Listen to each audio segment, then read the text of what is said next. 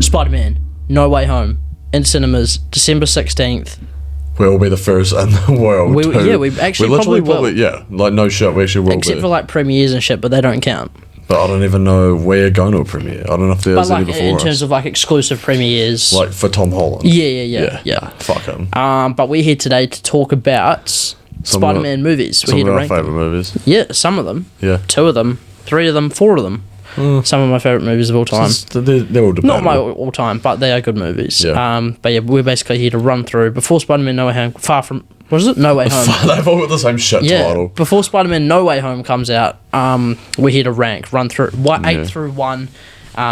Talk about which ones we like, which ones we don't like, and yeah, we'll go. Obviously, we'll start From at 8. 1 to 8. No, we'll work up. Well, You can't reveal number 1 straight away. Okay. Can you not? But it's... I don't know. You want to... Okay, if you want to work from the bottom up. Okay. Rightio. Number 8. I personally... Because we haven't even agreed on this. This is like off the cuff. And I also am not like with the grain of liking the same Spider-Man movies as everyone else for the same reasons. Yeah, so I already know... Well, number 1 will have the same. Number 2 we won't. I honestly don't know what my least favourite one is because... I do. Okay, say yours. Far From Home. Okay. Or... Honestly, I've gone back and rewatched the Tom Holland ones. I don't really like either of them. Neither of them. Neither do I. But I liked Tom Holland's Spider-Man in Civil War. Yeah, but when he was like Spider-Man. I would rather watch Homecoming than Far From Home. Yeah, Far From Home. Wait, we'll talk about it for a bit before we... Well, I'll just put them in first. Okay. I think that's No Way Home. This is like... I know this is not going to be a popular decision by any means, but... For me, the Tom Holland Spider-Man movies, it just has to connect itself way too much to the MCU. Yep. Like, he couldn't even just have his own first movie, there to be Iron Man in it. I hated some of the casting choices, like fucking Zendaya as MJ. That character to me... That should have been the other black chick. She should have been the love interest. They had so much better chemistry. So much better. Tom Holland and Zendaya, I just hate it. I fucking hate Zendaya on screen. Yep. And, like... To me, at least, Homecoming had a bit more substance, like with Vulture as the villain and Michael Keaton's performance, and like they had a good job of actually relating it back to Spider-Man by him being the father of his love interest. And I don't know, there was a bit more of him just being Spider-Man, like just having to hang out in the neighborhood while he was waiting for that's the thing, the Avengers to call him. That's the beauty of Spider-Man. Like, simple. Yeah, he's he's New York's finest. Your friendly neighborhood Spider-Man. You're not off fighting fucking the Avengers. Yeah. Like, you're not off fighting Avenger-level threats. That's something they go on about in these movies. And Flash Thompson, don't get me started. Don't get me fucking started. Yeah. I get they were trying to do shit differently, but for me, I hate it every time I look at it. That's why I have Homecoming above Far From Home. I don't remember the final act of Homecoming. They're fighting on the plane. Okay. But I just prefer it because it's more simple. It's a lower level villain. It's not some like... And then also to me, Far From Home, Jake Gyllenhaal's Mysterio, biggest missed opportunity of fucking all time. Just became the most like forgettable villain. Didn't get given enough to do. Like that sequence of Spider-Man kind of being in like the Mysterio vision was memorable and a good part of the movie, but it focused on the relationship between him and Zendaya, which like I said, I hated it. I don't want to see that on my screen. Yep.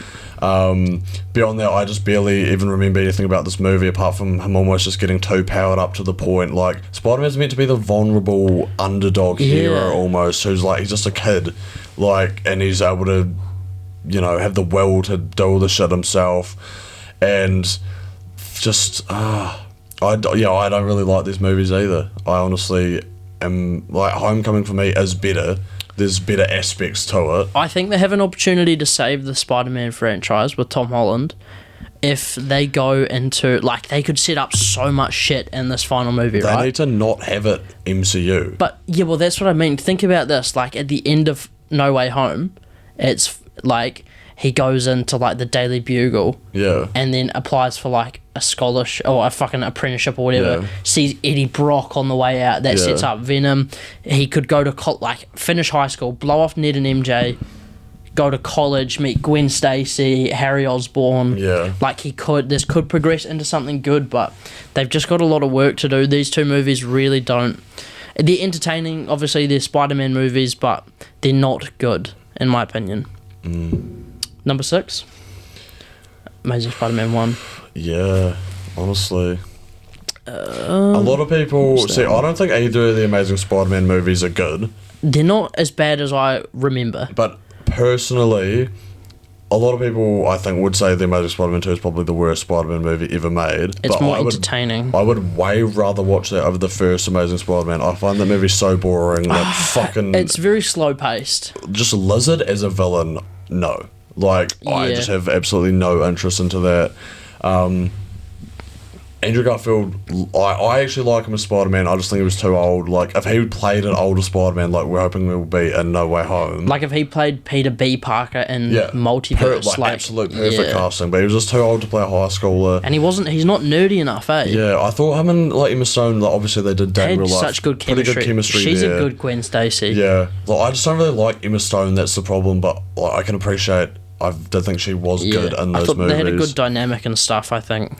To me, there was just nothing really memorable. Like, they marketed this movie as kind of going into his backstory and there being some, like, shady stuff with Oscorp, but to me, they seemed to just kind of rely on just the stuff we already knew, like fucking Uncle Ben's death, shit like that, didn't really go into it.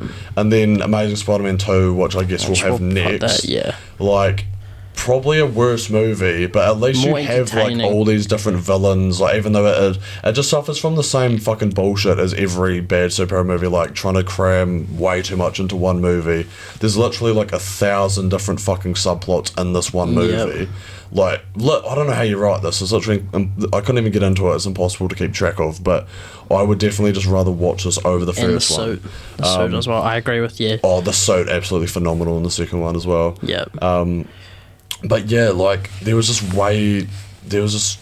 so fucking convoluted, like, all this shit with his dad making the spiders being on the run from Oscorp, and, you know, like, people have talked shit about it, the coins being in the calculator to lead him to the train as a video, and, like, just, it's actually a skill to come up with something this convoluted. Yeah.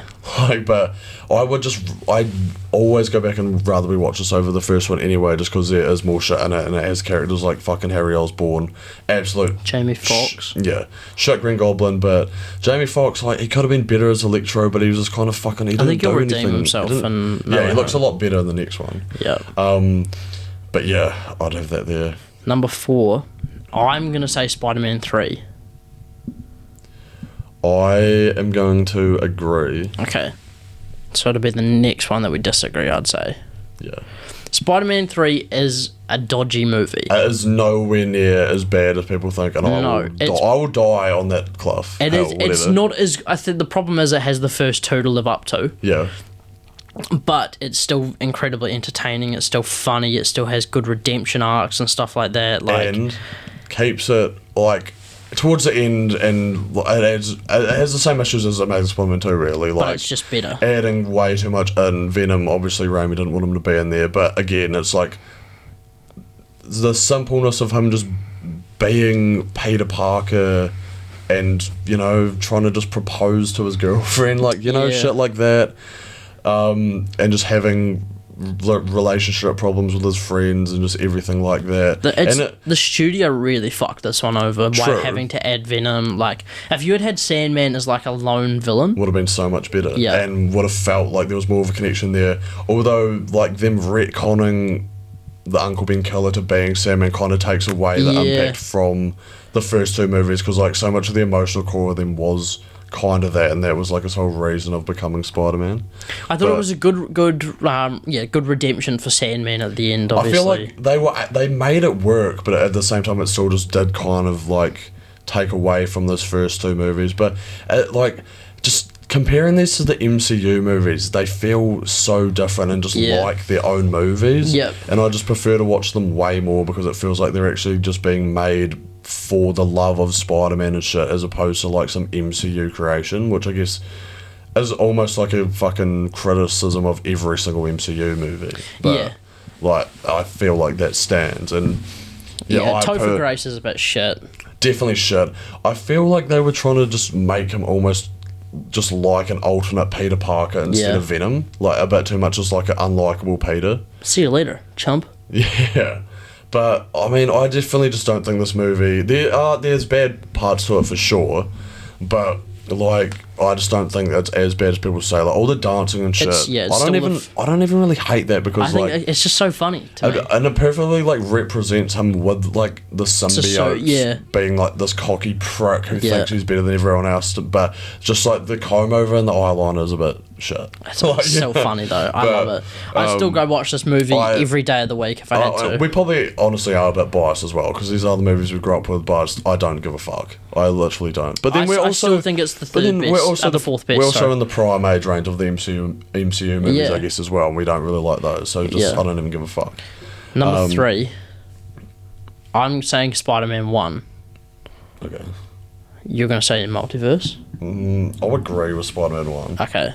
But I'm letting Spider-Verse go this high, but it's not that I don't like it, but I've just never connected with it for some reason. I don't know why. I thought, we'll get onto it. But I've tried to just watch it. Oh, yeah, we'll get to it because we're actually on Spider-Man 1. Yeah, Spider-Man 1 I feel like is the perfect origin story. Yeah. It's the perfect introductory movie for someone that doesn't know who Spider-Man is. It's just it introduces his main rival for the next few movies, like Norman Osborn, Harry Osborn. Yeah. Perfect casting, fucking across the board. Exactly, definitely. What else? The death of Uncle Ben feels a lot more important than the other. It just almost ruined it for the rest of them because it was too good. Yeah, that's the all problem. The setup, you can't even set up a Spider-Man now without just being compared to this. Yeah, MJ, great casting as well. Kind of a bitch. Flash, good casting. For his 2 seconds of screen time. Definitely a good intro, but I feel like it probably just isn't like almost aged as well, maybe, as the rest of them, because think about it, like, this was the first one that they had to... This was the first real superhero movie. That's why I give it a bit more leeway. Yeah, so, like, it's aging badly, but because they didn't have anything to work off. And everything almost improved off this movie. Yeah, exactly. Like, how many origin stories are just so similar to this one? Yeah. A lot of them. And, like, it's not like The Amazing Spider-Man where it's a boring origin story. Like, there's entertaining parts, like, there's a bit of comedy, but it's not like Venom 2. It's not like stupid comedy. It stays grounded. It sticks with the whole local, friendly neighborhood Spider-Man. His like rise up. I really like this movie. Yeah, I think Raimi, absolute perfect director to do this as well, because also brought like kind of especially that final action scene is just so memorable to me. Just him fighting Green Goblin. And like you wouldn't get anything like that in a movie nowadays, especially from the MCU. And just then like something that brutal. It moves on to the second movie, which don't tell Harry. Yeah, exactly. I've grown up with this movie. I love it. Yeah. How good is Sam Raimi going to be with bloody Doctor Strange? It's weird that he's directing that and not this next Spider-Man almost, you reckon? I feel like they're going to close out this trilogy and then maybe bring him back. I think they've had him there for advice and stuff like that. I think. They would have to, I reckon. But then next Doctor Strange is also multiverse, so I don't know what that will involve. I was watching something the other day, and Hank Pym is actually in this movie, but he's in the novelization of the first Spider-Man. Yeah. Oh no, 2. Sorry, he's in 2. So there's a scene where they're in Doc Ock's lab. Yeah. And there's like an old lady standing there or something, but in the novel she's actually replaced by Henry Pym, who is Hank Pym. Yeah. And like there's a scene where like Peter sees him disappear and then come back randomly, so like obviously using the suit and shit. Like that was something I learned the other day, so I thought that was a cool fact. Nice. Number 2, Spider-Verse, Into the Spider-Verse.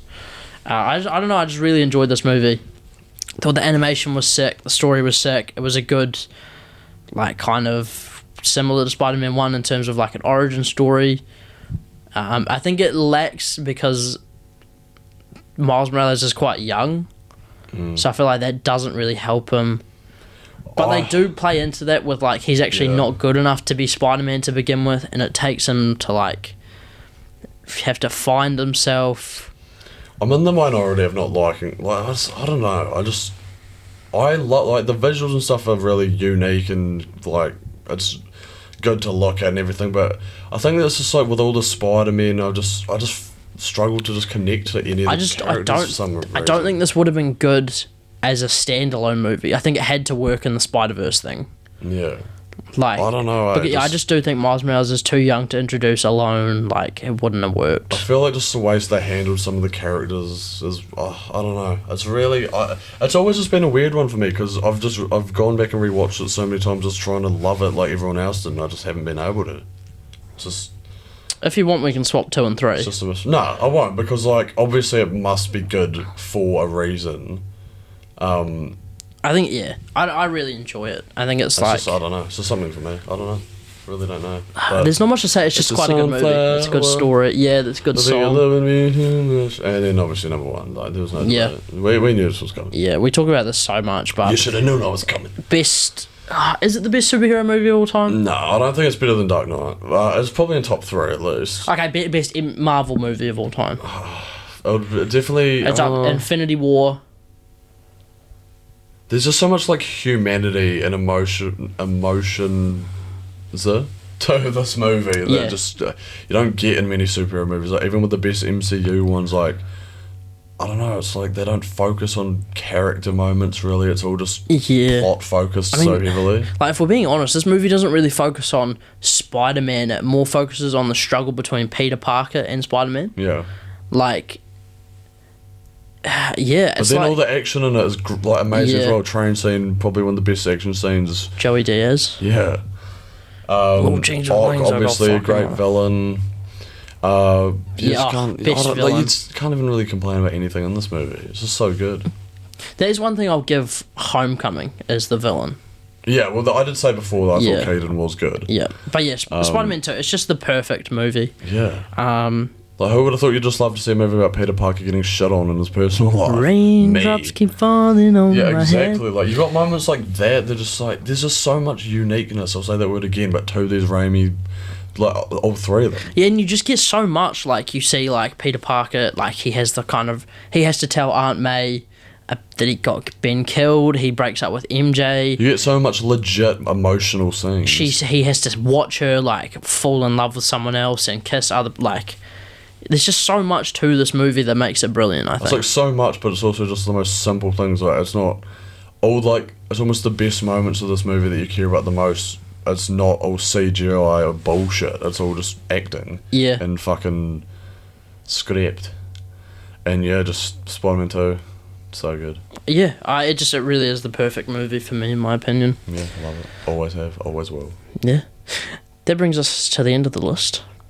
Do you agree? I know that no one's agreeing because everyone. Yeah, I mean, this is our personal MCU list. is so popular, so I know that everyone's going to hate that those are at the bottom. But you know, and I've watched all these movies recently, so that's kind of like because probably before I went and rewatched Amazing Spider-Man, I probably would have had Homecoming above them both.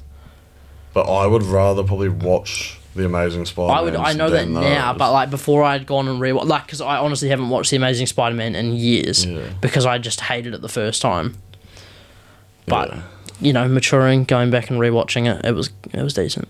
I've never really hated any of them. They're just like not hate. That's like the wrong word. But those bottom 4 are just all so bland to me, and then I don't know, just those MCU ones are just. No, it is the classic thing to say about the MCU, but yeah, let us know in the comments. Do you agree? How would you rank them? How excited are you for Spider-Man No Way Home? We'll be like we said, we're going to the premiere, so we'll be out straight after that with a review. Yeah, absolute dusty, or maybe we'll be fully energized to the max. Yeah, it could be either one. Yeah, don't forget to like and subscribe, and we'll catch you on the flip side. The thwip side. Papa, yeah. Spider-Man. Go web go. We'll catch on the we'll catch on the flip side. Peter Parker. Peace.